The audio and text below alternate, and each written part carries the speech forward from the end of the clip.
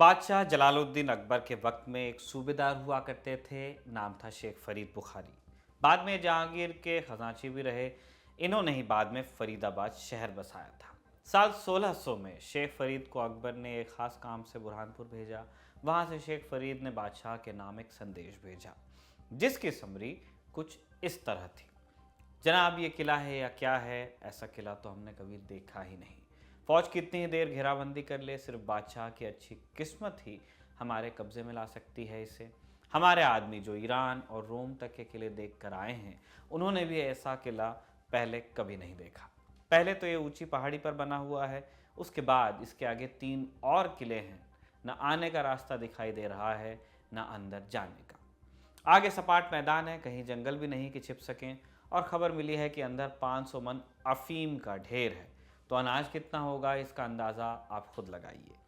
किले पर 1300 के आसपास छोटी बड़ी तोपें हैं। उनसे कोई बचकर किले के नज़दीक पहुंच भी जाए तो किले की दीवार पर बड़े बड़े कड़ाहे बनाए गए हैं, जिनमें 30 मन तेल गरम कर हमला करने वालों पर फेंका जाता है। संदेश मिला तो अकबर के जनरल डींगे हाँकने लगे, जनाब हमें मौका दीजिए, हम किले को गिराएंगे। मौका मिला और ऐसा मिला कि 11 महीने तक सेना किले के बाहर ही खड़ी रह गई। शाही सेना को लगा कभी तो अनाज खत्म होगा, लेकिन नहीं हुआ। ऐसा क्यों, ये हम आपको बाद में बताएंगे। बहरहाल 11 महीने की सीज के बाद अकबर को एक बात समझ में आई कि यहाँ दंड से काम नहीं चलेगा, कोई और उपाय लगाना पड़ेगा।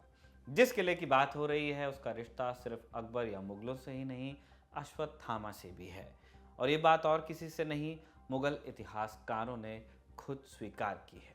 नमस्कार, मेरा नाम है निखिल और आप देख रहे हैं तारीख, जिसमें हम सुनाते हैं उस तारीख से जुड़ी भारत की ऐतिहासिक कहानियां। आज 17 जनवरी और आज की तारीख का संबंध है असीरगढ़ के किले से।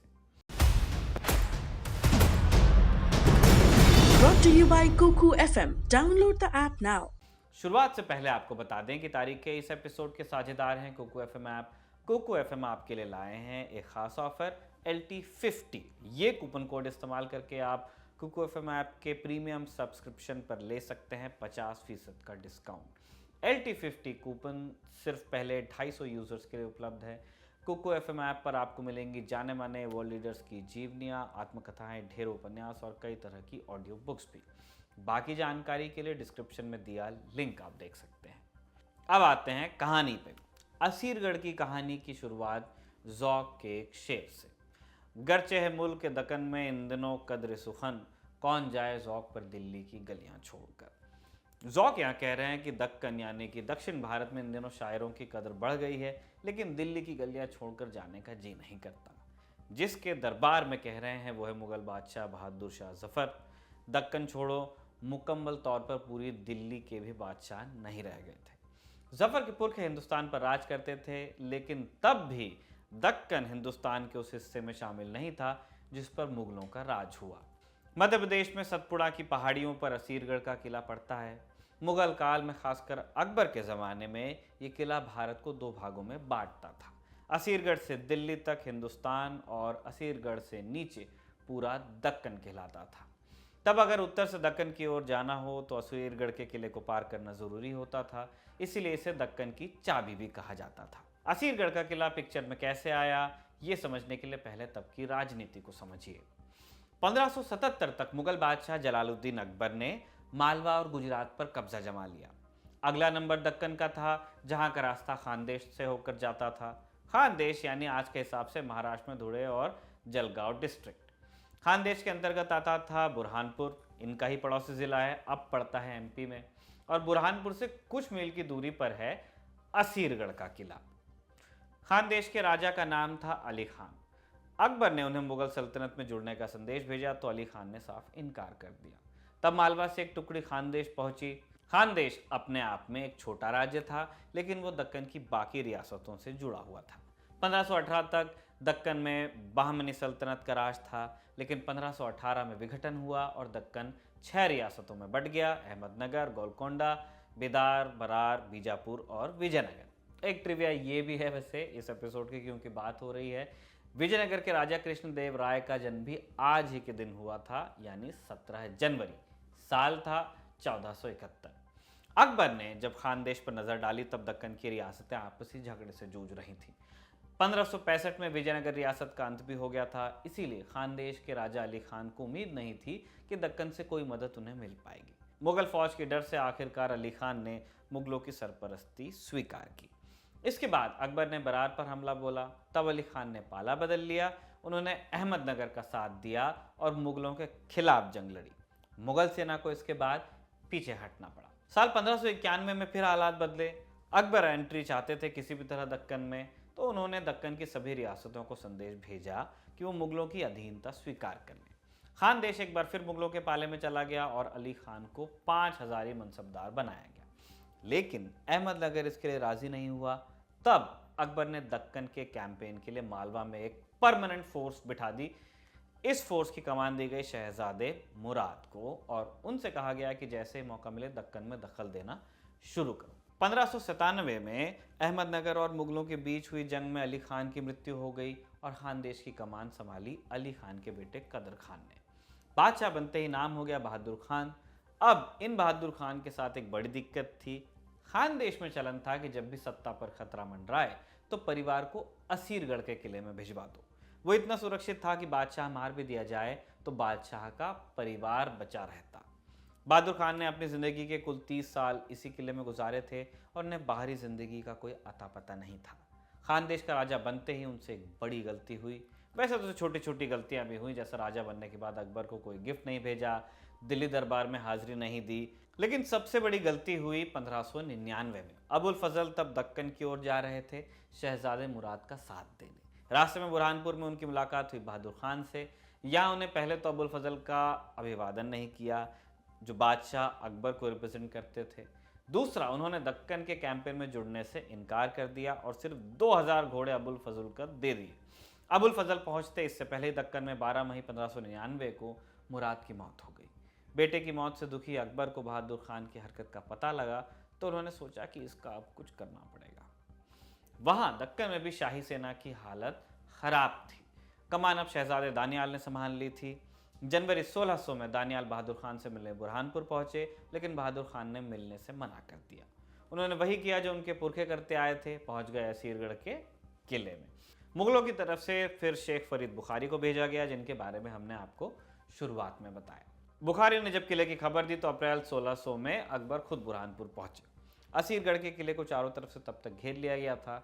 शाही फौज सीज बिठाकर बैठी थी।